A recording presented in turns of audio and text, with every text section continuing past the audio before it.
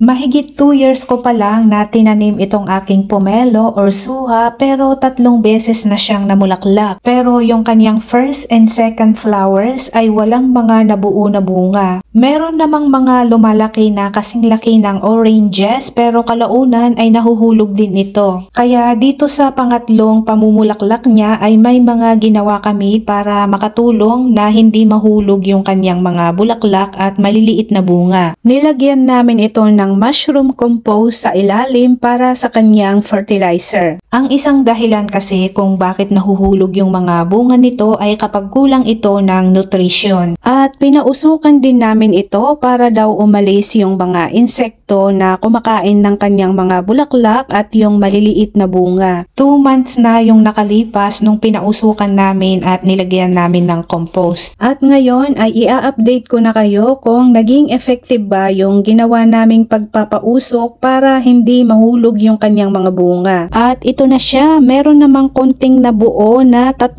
piraso.